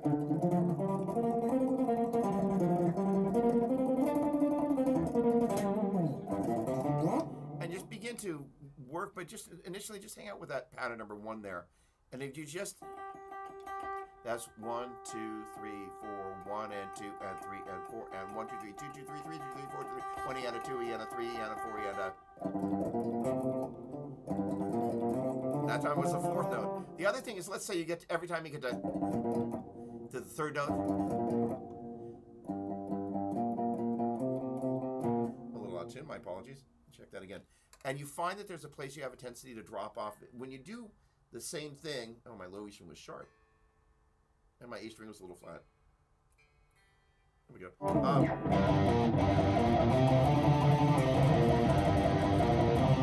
Let's say I drop off on that note, then slow it down and take special note that there's a transition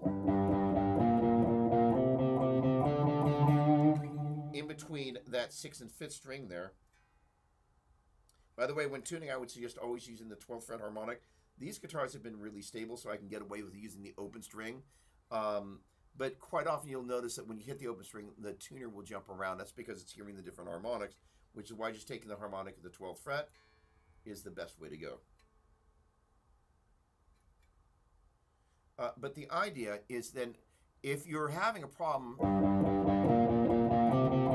on that spot, rather than going, just work this.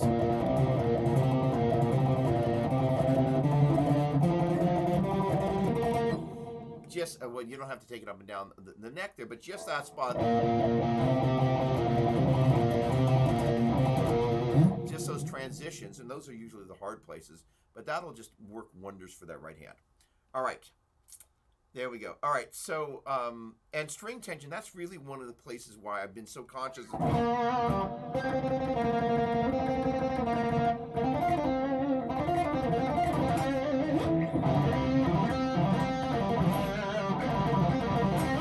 Because when you really start playing faster, that's when, if the strings are just too tight, you're like, it feels like I'm jumping rope over the strings to try and play, and it's just too much energy. Lost signal. Oh no. Okay. I'm back. Okay, good. I'm in Chicago. I'm not.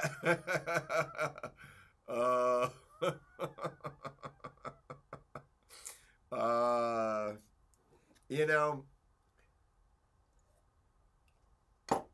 I'm just gonna leave that alone. Good morning, Sonia. How are you? Sonia, I hope you you caught that I mentioned that you had sent out that email last week with a little special on that. I'm something arrived yesterday, so I'm putting together this crazy. You can't see it, but basically this is the dry of the wet. Sorry, we can start with this wet, dry, wet rig, and I'm using Sonia's fulcrum pedal. Actually, I have to get it kind of all wired up with the action effects, but that's going to be the easy part. It's actually going to be one of the key components of that rig. And the idea of the rig, first of all, Sonia, thanks for dropping it, is that these amps right here, I'm going to briefly go over this. The concept of, like, why in the world would you make a wet, dry, wet rig? And it's really just to take on a wet, dry, wet rig where the general concept is you have your main amp in the center. You have some sort of a device in here. This is a cab link, but I'm actually going to swap that out with Cab Clone IR Plus, because that will enable me to take everything that's on the back line, bring the level up and down with a single control, which is really flipping hip. But basically, you've got this amp is just dry, and then you're piping your delays and your reverbs, the wet part of the signal, out left and right. And quite often in that rig, people would use some sort of mixer such that the delays and the reverbs are being processed in parallel, or maybe in parallel, instead of running the delay into the reverb. And the best, well, actually, I can demonstrate.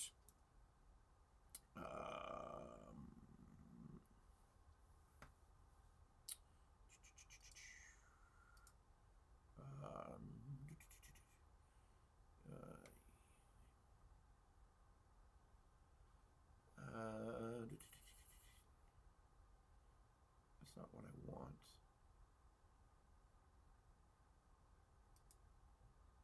There we go. So what you're seeing right here is, this is the input. Well, there's my voice, but over here on analog 1 there is my guitar.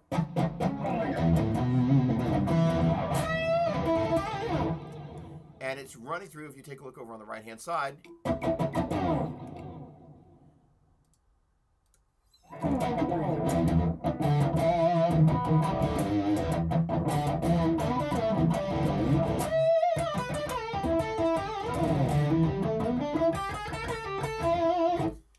there it is dry. This is a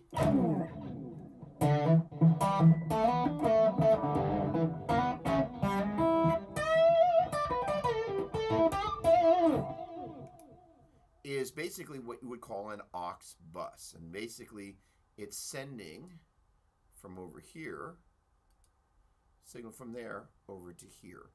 And that is giving me this lovely stereo delay business. Over here,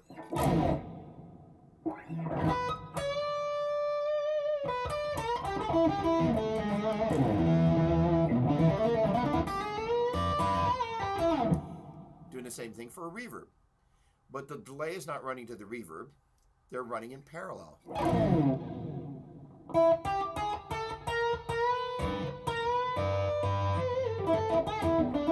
Such that if I bring one out, or the other one out, both of them out. Or bring one down. I'm just going to match that so I can see exactly where the level was. Oh, sorry, I got to bring this guy back in. I bring up the verb just a little bit.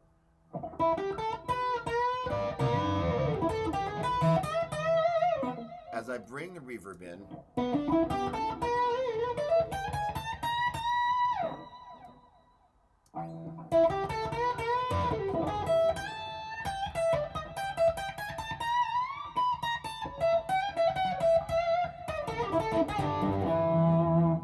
I'm able to see and have total control. Oh, I should have created a new scene for that.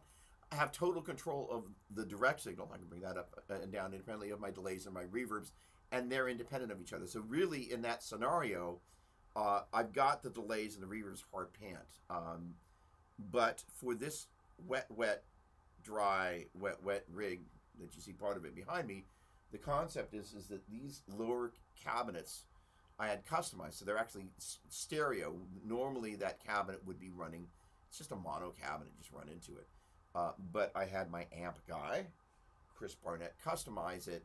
And so this is a Rocker 32, and it's a mono preamp, but it has a stereo effects loop. That is, say you can run a stereo effects loop, and it's got these two 10-inch speakers in it, and it'll play your effects back in stereo if you're so inclined. But what I'm doing is I'm running into the power amp in, bypassing that preamp, taking the feed off of this guy, going to the effects, running the effects on the outer side there. That's where the reverbs are.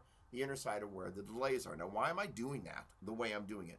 When you're on stage, if you've got, again, that's the leftmost one. The right one's off screen at the moment. How about you? There we go. Over there. But the idea is when you're on stage, if you wander off to the far left, or I should say stage right, or stage left, by having the delays a little bit more in the center, again, and their own, if you will, column of speakers, when I'm over on one extreme side of the stage or the other, I'm more inclined to hear the blend of those two because they're a little closer to the center, such that I'm not just hearing a quarter note on one side and a dotted eighth on the other. You get a better blend. And by being able to separate the delays from the reverbs from like that, I'm able to kind of, if you will, mix using the amps on stage. And in many ways, by that demonstration you saw there, that's the benefit of setting stuff up in parallel. Now, that said, the classic example of running your delays into your reverb, so let's say you've got an old style amplifier like a Fender amplifier, you've got a pedal board, you got a delay, you're running into the vibrato channel on the amplifier, which is the one that's got the reverb on it. And so the reverb's there, and so your delay's going in there. What's kind of neat is that the direct signal passes through the delay and hits the reverb, so the reverb starts triggering. But as it goes through the delay has its delay, and in addition to the direct signal reverberating, the pings of the delays, they're delayed, but they hit the reverb, they explode into the reverb as well. So that series of if you will, explosions of tone is what makes running in series so cool. And I did not have the wherewithal to put together that in advance for today, but in as true to the Gear Garage thing, that's one of the things we'll talk about, and we'll get a chance to demonstrate the sound of the difference between running effects in parallel and running in series. In any case, it's groovy and fun stuff, especially for the two people that just left the stream. All right, I'm getting close to needing to take a moment to prep for my lessons of the day. In any case, Sonia, your basically the fulcrum is a 2-axis expression pedal, and the great thing is, especially for this rig, the ability to control your delays and your reverbs without, because it's basically impossible to manage 2 expression pedals at the same time. And especially in a rig like this where you're running your effects in, you've gone through so much effort, mentally, physically, financially, to make this thing happen, the ability to, with one foot, be able to control your delays and your reverbs, the level of which, you know, for me, I'm kind of curious, Sonia, if you're still on the stream.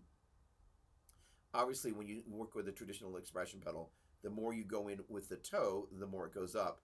I'm inclined that with the sideways expression part of the fulcrum, that's the least, and we go to the right, that's the most. I'm curious if that's how you have a tendency to do that. And my guess is that is. Uh, uh, I'm still digging the Made in Mexico Charvel uh, that was scored from our favorite Craigslist seller. It's really a nice entry level super strat. Nice value. Oh, I started to tell the story. Right. So the funny thing is about Craigslist is you start to run into some of the same characters. There we hold on. I see Sonia. There we go. Yep. All right. So good. There we go. Awesome. Sounds very interesting. I'm happy to help with this. Awesome. You have already helped. So it's but thank you. And if I do have any questions, I have your email address.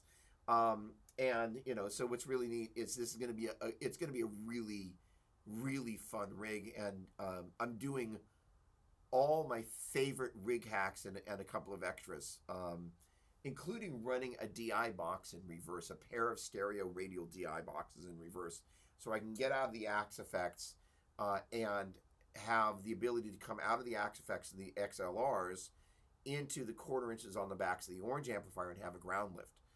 That was one of the hat tricks. I was like, how do I fix this? So I was like, oh, let me grab a DI box. And I went to connect. I'm like, oh, the XLRs are on the wrong side.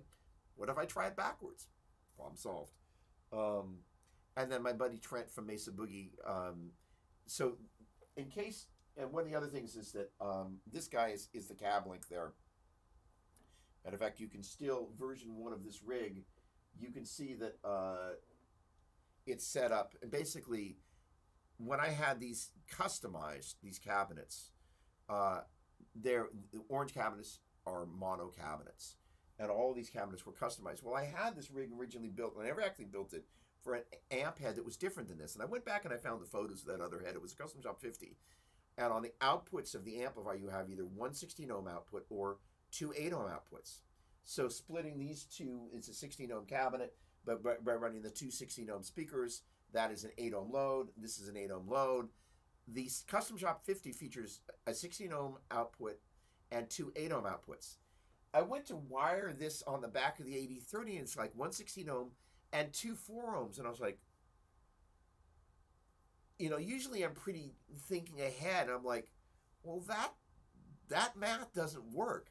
So the cab link allows me to come out of here at 16 ohms, which is this guy, and this will give me two 8 ohm outputs. So I'm making sure to match my impedance. And the first version of that also has a line output that's running into the axe effect. So that's how you kind of get the piping of this into there and then run that back into there. I'm going to get to the story in a minute. And that's how you kind of separate all this stuff. However, one of the problems that I had was that the axe effects has got 4 stereo outputs. And to get 2 of them to run to these guys and then 2 to run to the DAW, which is synonymous with front of house, I can't reproduce everything on the back line in terms of the number of channels into the DAW. I run out of outputs there. Originally, the idea was to take that, run that into there, and then create a separate output that had an IR on it, since it was coming through here. Because the idea is to be able to do all this stuff here, not have to use a mic, and be able to get into the DAW or front of house without having to use any mics. It's kind of a crazy little rig. But then I was on the phone with my buddy from Mesa Boogie, and he was like, hey, and he mentioned Cab Clone IR Plus, because that, when we were talking about it, I was like, oh, so that's how I'm going to be able to get the direct out going into the DAW, equivalent with front of house with the IR on it. And it also allows me to attenuate on the way here. And this is driving what's going there as well. Well, I should say the Cab Clone IR, the way the Cab Clone IR is working, is it allows me to just bring everything up and down from the back of that. And it's going to be really, really, really cool. So, quite often when you've got all this stuff going on, managing, because what's happening with these guys, with the side amps here, when you're going to the power amp in on many amplifiers, you're bypassing the master volume. So basically it's at 10 the entire time. So let's just say, I'm well, we'll get a chance to demo this. Quite often having one control to be able to bring the whole thing up and down easily is not so easy to do. But in turn, having the fulcrum to be able to control the levels of the delays and the reverbs with one pedal means in real time I can adjust the volume control to bring my dynamics down on the guitar. If I want to bring my delays and reverbs down, I can bring it from my foot. Go Bulldogs, Chris! What's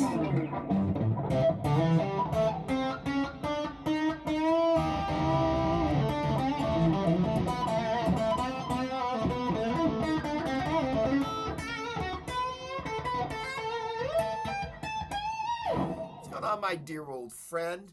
One of my high school guitar buddies, come on. All right. And the 6th single cut, nice, awesome. Eric, hello. That's good. Excellent, Sonia. I will be in touch appropriately. I got my Ibanez RG2 9242 setup, floating tremolo. Love the feeling, action, tension. Lovely. Love today's exercise. Awesome. Reminded me of rock discipline. I will take that any day. Thanks so much. Griffin, always a pleasure. Brett, what's happening, my man? Why aren't I watching college? Why aren't you watching college football? By the way, Brett, I got a little exercise for you.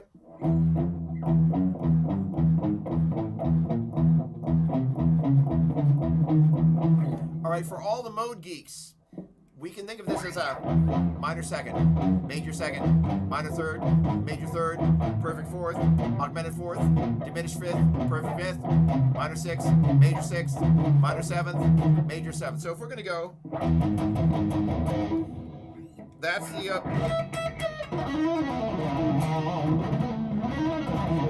could be the 1 and 3 of major. It can be the 1 and 3 of Lydian. It can be the 1 and 3 of mixed Lydian. So the idea is being able to look at each one of those modal intervals as what modes it could be. So that could be the 1 and flat 2.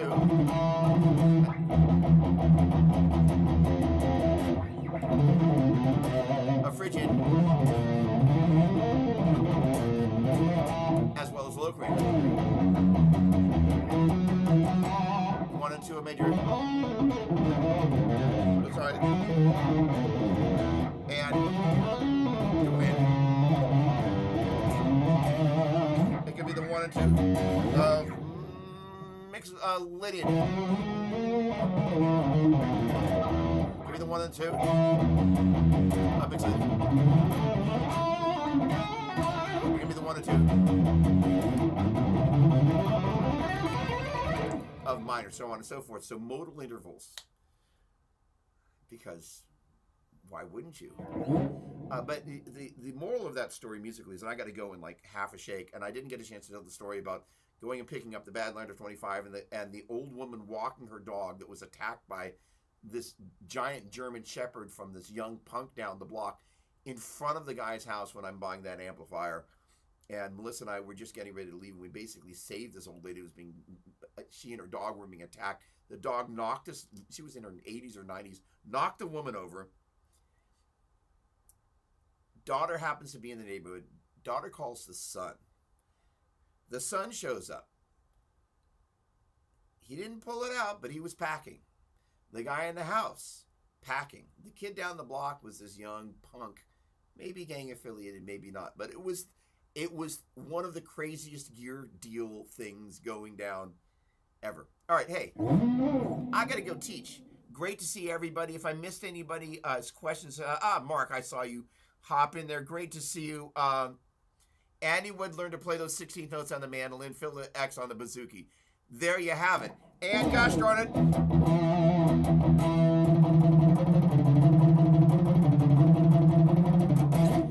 I learned it on the guitar. I don't know. On the guitar. All right, you guys, have a great day. What a pleasure. So much fun. And I'll look forward to seeing you next week. Hope some of that helped everybody. And until we meet again, bye for now.